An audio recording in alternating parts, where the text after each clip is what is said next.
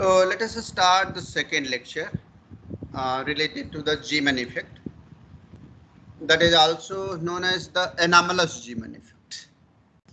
Uh, I think you might have read about this anomalous Zeeman effect, and good effort made by Noreen to prepare the PPT for this particular topic, and I am sure that she has revised that topic, that is the anomalous Zeeman effect. So what is the anomalous Zeeman effect? Although this front PPT have a picture where the transition is showing that the effect of normal Zeeman effect, that is the effect of magnetic field under the consideration of the normal Zeeman effect, what we have to discuss here, anomalous Zeeman effect. So anybody can tell me that what is the basic difference between the normal Zeeman effect and anomalous Zeeman effect? Anyone of you? Sir, consideration of spinning of the electron. Consideration of spinning of electron. Before that, the spinning was not considered, and if we are considering the spin, then how it will be different? Sir Zeeman effect को classically और quantum mechanically दोनों तरह से prove किया जा सकता है, but anomalous Zeeman effect can only be explained by quantum mechanically. Okay, very good.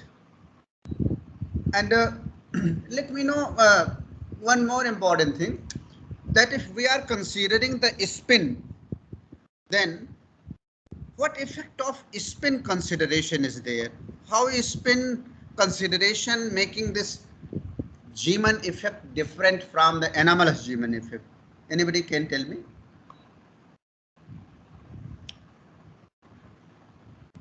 How, if we are considering the Zeeman effect, then the things are entirely different. If we are considering the spin, then the things are entirely different from the Zeeman effect.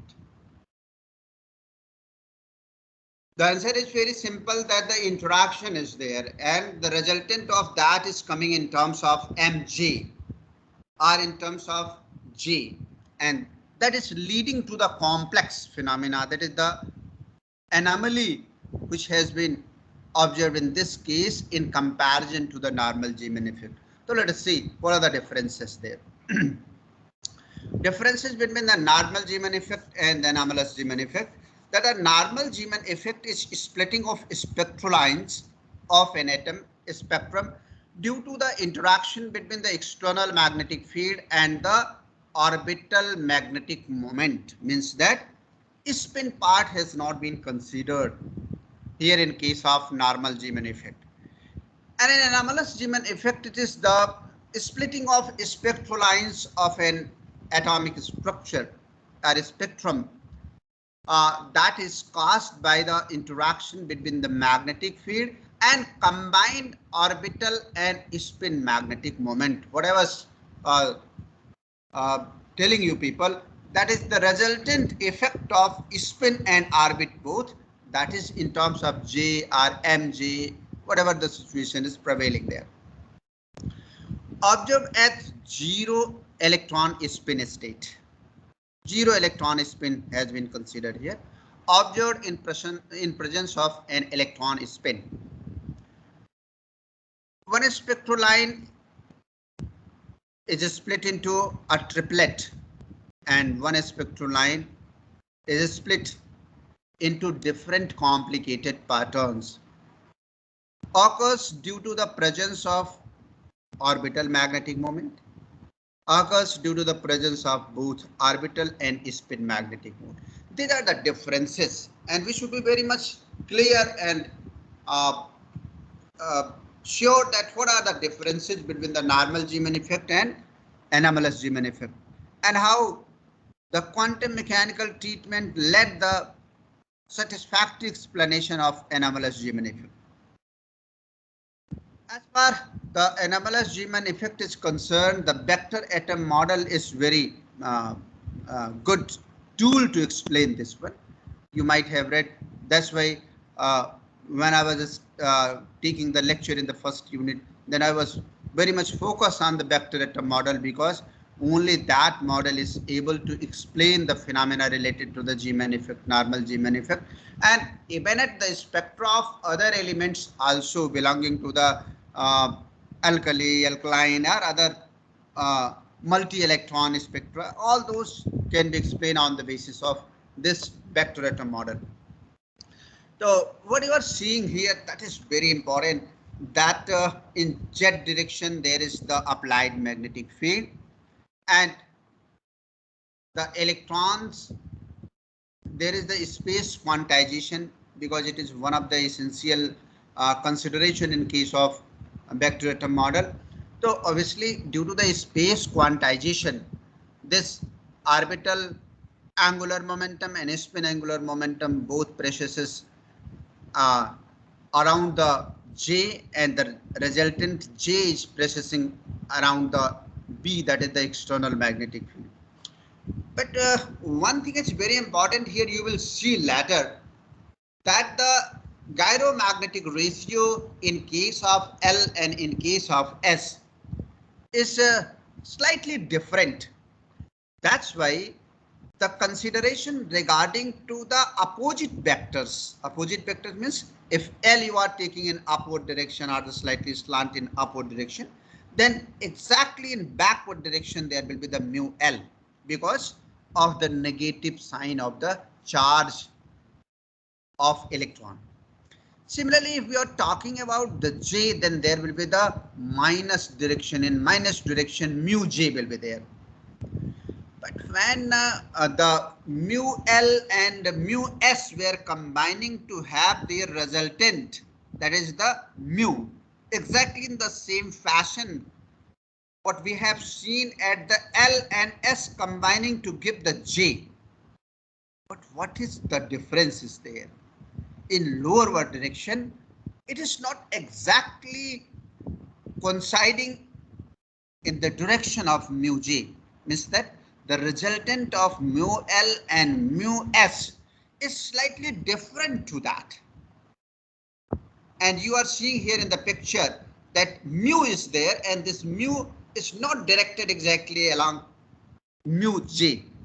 And this difference, this misalignment of the vectors compensation, the things are not compensated exactly, and because of that some more splitting complex spectra appearing in case of Zeeman effect known as the anomalous Zeeman effect. This is the main point what you can explain and you can consider with the help of this vectorial representation of the different vectors which are responsible for the splitting of spectral lines in case of anomalous Zeeman effect. Anyway, so the spectral lines which arise from the transition between the component of the multiplet level produce a complex Zeeman pattern. In the vector model of atom, the orbital angular momentum vector L and the spin angular momentum vector S presses rapidly around the total angular momentum vector J, and when the atom is placed in the weak magnetic field V, along the z-axis, the magnetic moment of the atom associated with the total angular momentum causes the vector J to pressure slowly around the field. Around the field means around the applied magnetic field, that is the B, and this precession is known as the Larmor precession. Motion is quantized. Which motion is quantized? The precession of J along the magnetic field applied is quantized. Then obviously it is must that we should have that what the vector part is along B direction, along B axis. B axis means along the applied magnetic field direction. So obviously the projection of J must be taken along the B direction. One thing more important here, that only one component we are considering here, that is the parallel component, but we are not talking about the perpendicular component. What happened with the perpendicular component of J, that must be balanced in this situation. So friends, for your kind information, since that perpendicular vector is rotating are arbitrating in such a way that its direction is half opposite and half positive. जैसे हम एक कोई circle खींचें तो circle में अगर हम उसको अपोजिट डायरेक्शन में ले करके आए तो एक सर्किल पूरा बन जाएगा। जैसे मान लीजिए हमारे पास दो हाथ ऐसे जुड़े हुए हैं और दोनों हथेलियों को हम दूसरी डायरेक्शन में ऐसे ले करके जाएं तो एक सर्किल बन जाएगा पूरा का पूरा। लेकिन अगर वो आपस में जुड़ेंगे तो एक दूसरे को कंपनसेट करके एक लाइन बनाएंगे। इसी तरह से इनके डायरेक्शनल ट्रीटमेंट की वजह से इनका जो परपेंडिकुलर कंपोनेंट है वो बैलेंस हो जाता है, उसका कोई रोल नहीं रहता है। Only the component which is parallel to the applied magnetic field is responsible for the splitting of the spectral lines. And since mg will vary in according to the other earlier conditions which we have derived on the basis of the quantum mechanics, that mg will vary from j to minus j, and the total possible values of jmg will be equal to 2j plus 1 values. The discrete orientation of the atom in the space and the small change in the energy due to the precision of j around b break each fine structure, that is the j level, into 2j plus 1 Zeeman levels. The separation between the Zeeman level is determined by the strength of the magnetic field and the total magnetic moment of the atom, which we now calculate here. So how we will calculate? Let us consider the simplest case of a single valence electron atom, in which the valence electron alone is responsible for the angular momentum and the magnetic momentum of the atom. Classically, the ratio of the orbital magnetic moment, that is the mu L, to the orbital angular momentum L is equal to E by 2m.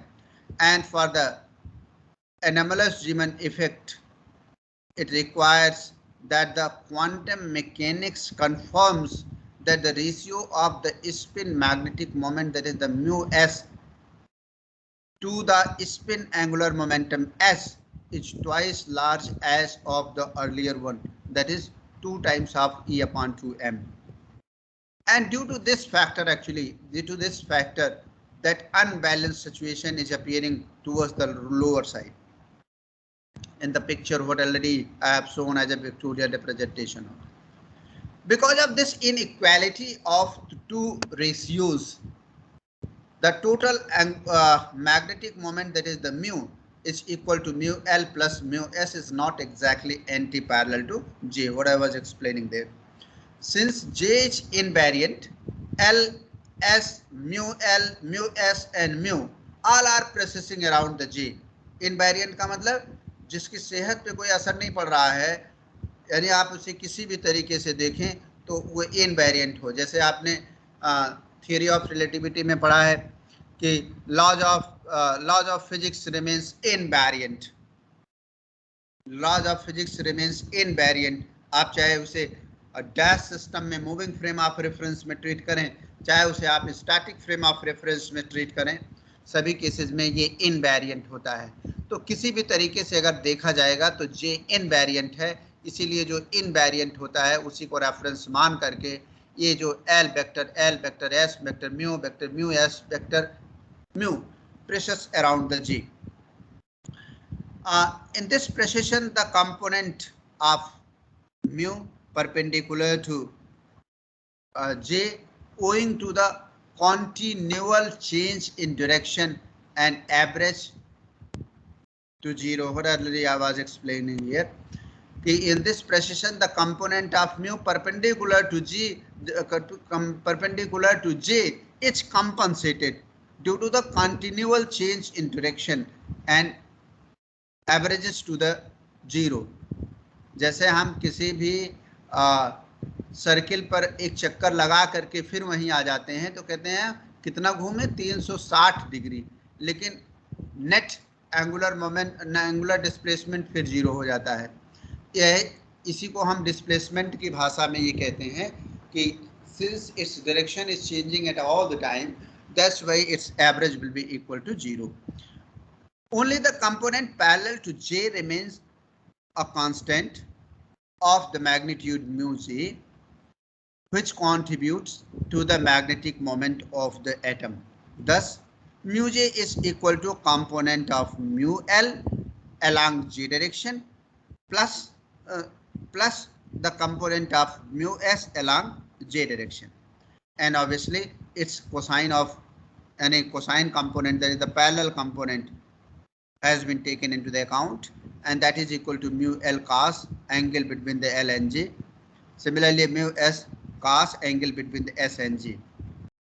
When we did the mathematical manipulation corresponding to this one, then E upon 2m and mod of L, that is the cos of L and G, 2E upon 2m vector S cos of the angle between S and G.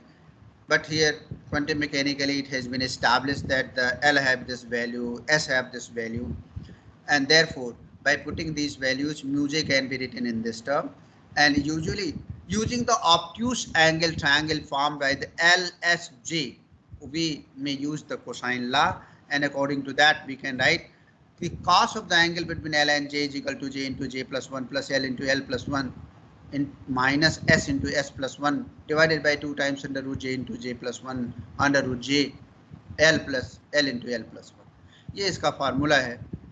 Similarly, we may write the angle between S and J, and finally by putting the values we may have the mu j value in terms of LJS, and with some mathematical manipulation again we will have this expression, and finally we will write that E upon 2m within bracket 1 plus J into J plus 1 into S plus 1 minus L into L plus 1 upon 2 J minus J plus 1, and outside the bracket there is under root J into J plus 1 into H upon 2 pi.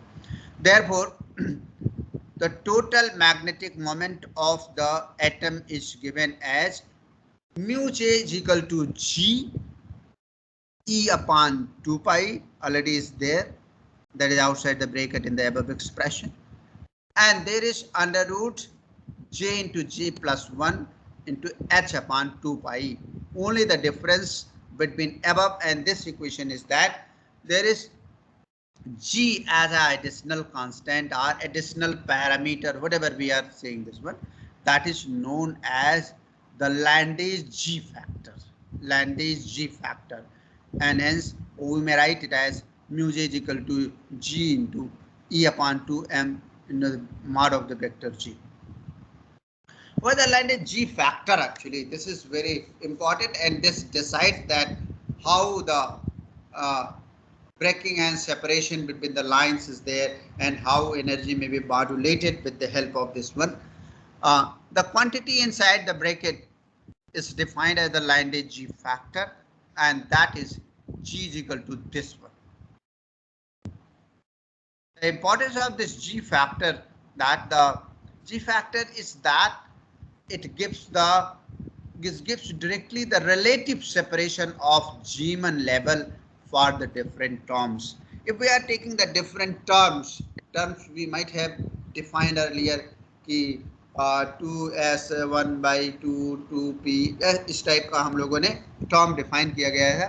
वो term define करने का मतलब हो गया कि electron की different अवस्थाएं, उन अवस्थाओं से जब हम ट्रांजिशन की बात करते हैं या ये डिफरेंट अवस्थाओं में जाते हैं या उनकी स्प्लिटिंग होती है, तो उनके बीच में रिलेटिव सेपरेशन कितना होगा, इसकी आइडिया G से लगाया जा सकता है, क्योंकि G डायरेक्टली इसकी वैल्यू देने में समर्थ है.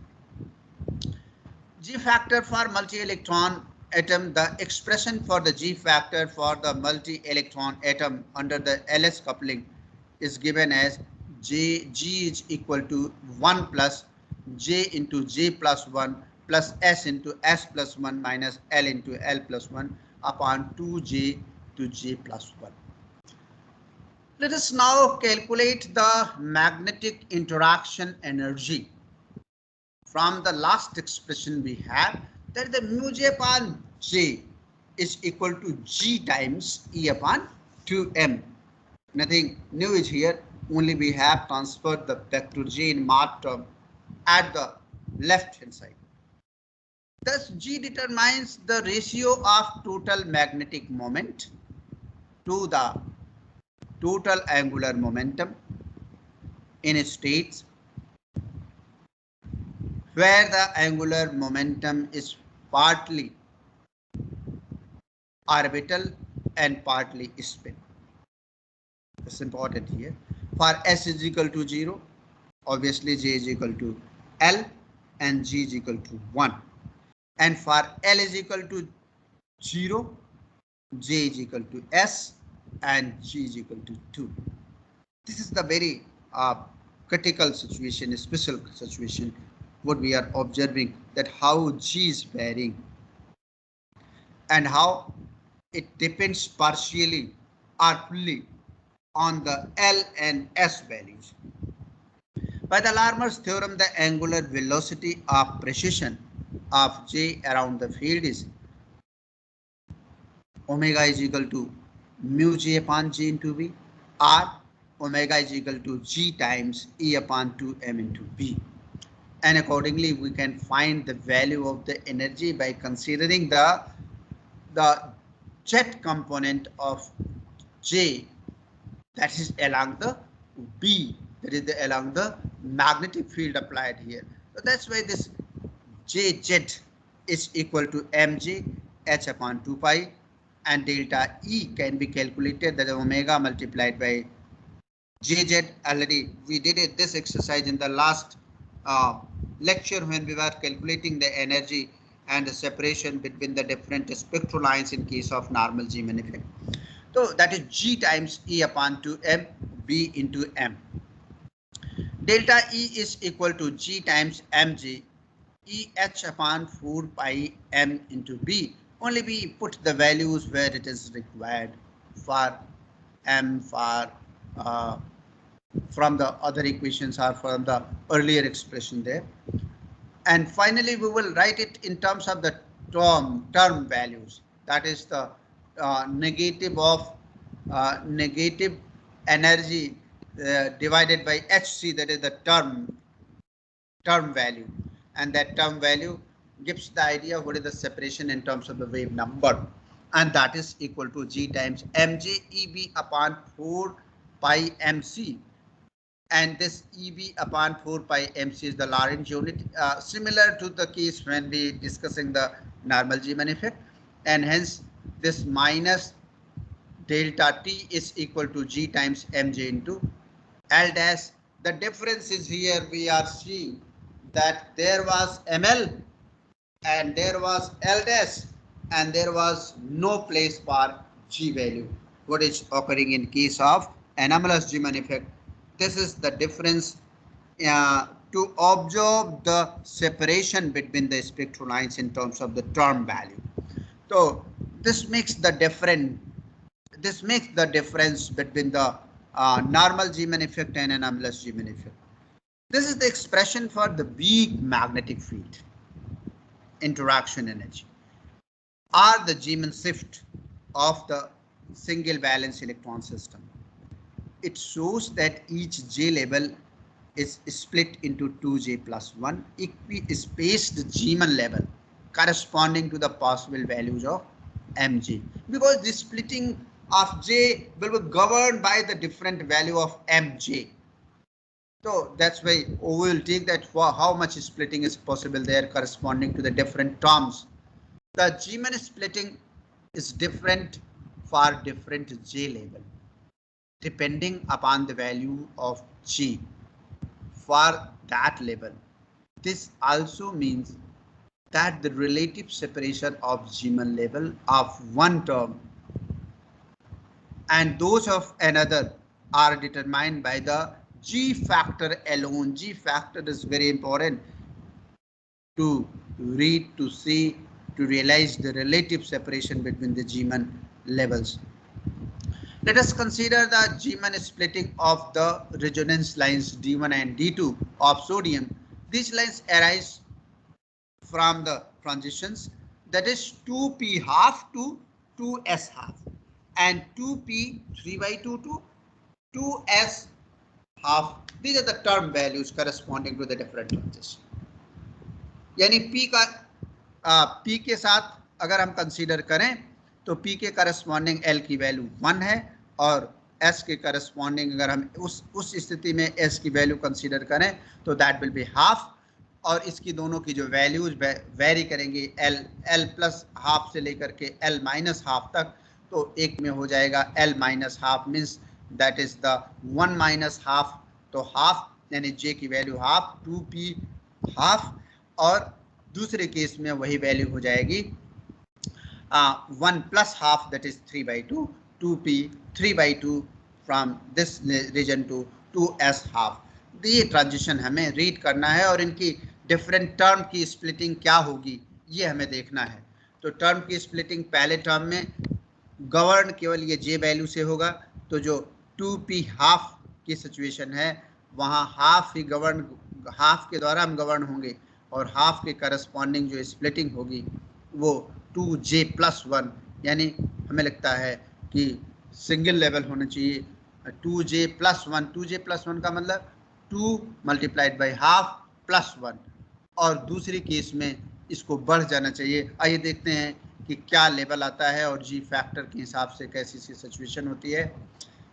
अब आप यहाँ पर देखिए जे की वैल्यू सॉरी वो हम वहाँ जे की वैल्यू हाफ पर 1 बता रहे थे, 2 ऑब्वियस सी बात है 1/2 multiplied by 2 is equal to 1 और प्लस 1 2, तो यहाँ पर 2s हाफ, इसके करस्पॉन्डिंग l की वैल्यू 0, s की वैल्यू हाफ, j की वैल्यू हाफ, और 2j plus 1 is equal to 2, और l इज इक्वल टू 0 है तो s की वैल्यू, g की वैल्यू हम पहले कैलकुलेट कर चुके हैं, ये 2 होगी, और mj की वैल्यू जो वेरी करेगी प्लस हाफ से माइनस हाफ, और लॉरेंट शिफ्ट यदि हम कंसीडर करेंगे तो plus minus 1।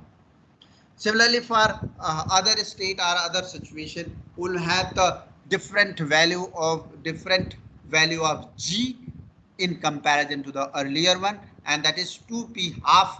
In this case, l is equal to 1, s is equal to 1, half, and j is equal to half, and hence again we will have the value of 2j plus 1 is equal to 2, and g already 2/3, and plus minus half will be the mj value, and corresponding Lorentz shift will be equal to plus minus 1/3, and this 1/3 is different from the earlier which was plus minus 1. It is only because of the g value, Lorentz g factor, this change is occurring there, and hence you are seeing here only g is responsible for the separation between the spectral lines.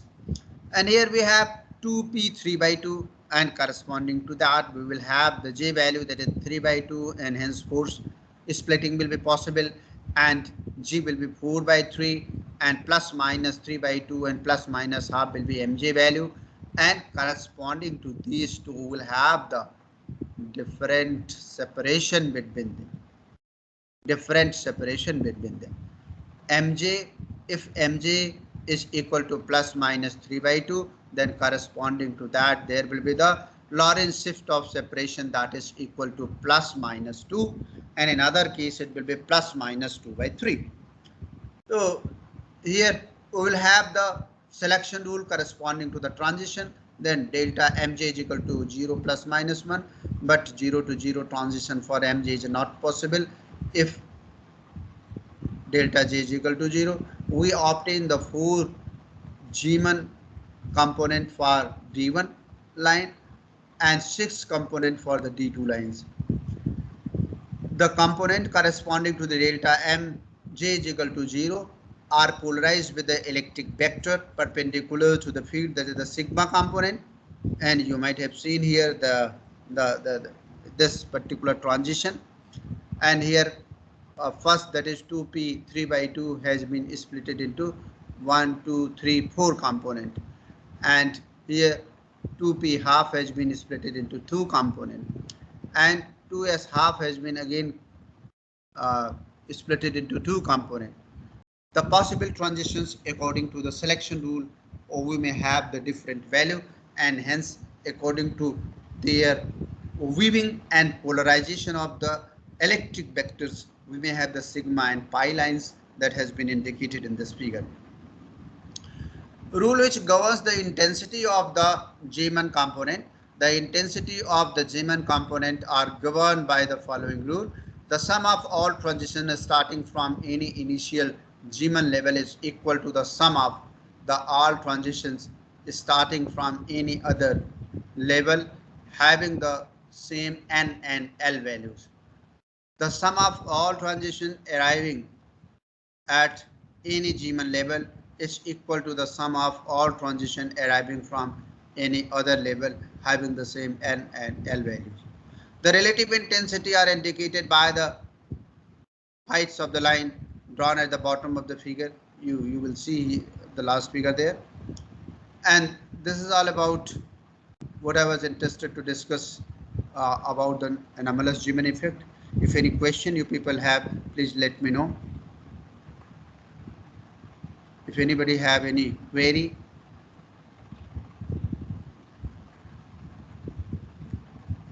let me know.